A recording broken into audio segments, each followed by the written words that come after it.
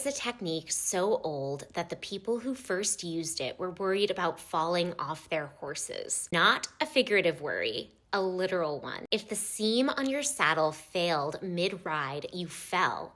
So the artisans who made saddles developed a stitch that would not fail. One thread, two needles, each pass reinforcing the last. A stitch that, if it ever breaks in one place, holds everywhere else. That technique is called the saddle stitch. It is over 1,000 years old, and it is still the most durable seam in existence. The origins of the saddle stitch trace back to the world of saddlery. The first leather saddles are believed to date as far back as the 4th century BC, and wherever there were saddles, there were craftsmen trying to make them whole. The history of sewing leather itself starts in the Stone Age, with animal bones used as needles pushing through rough hides in crude single-stitch methods. By the medieval period, leatherwork had become skilled trade. Saddle makers were among the most technically sophisticated craftsmen in the city because the lives of riders depended on what they made. The technique they developed was specific. A single length of thread,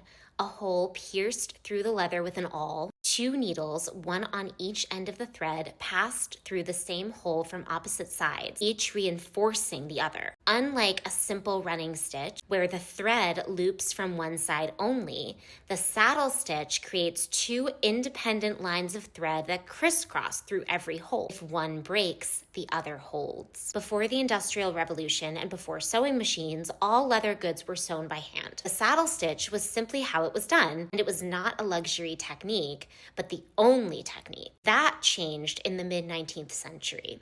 Elias Howe patented his lock stitch design in 1846, and Isaac Singer's mass production model followed in 1851. And with that, the promise of speed. The lock stitch uses two threads, one passed through a needle, one from a bobbin, each staying on its own side of the material while interlacing at each needle hole. It was fast, it was consistent, and for garment manufacturing, it was transformative. By the 1850s, production moved from homes and small shops into factories. Leather goods followed. The saddle stitch did not disappear, but it did become more rare. Here is the structural difference, and it really matters. A machine stitch uses two pieces of thread to lock the seam in place. The upper thread pushes through the material to the back, where the lower thread loops around it. The result is a seam that interlocks, but where the two threads meet is also where the seam is weakest. A saddle stitch works differently. Both needles pass through the same hole from opposite sides, so every stitch is independently anchored. If one thread breaks,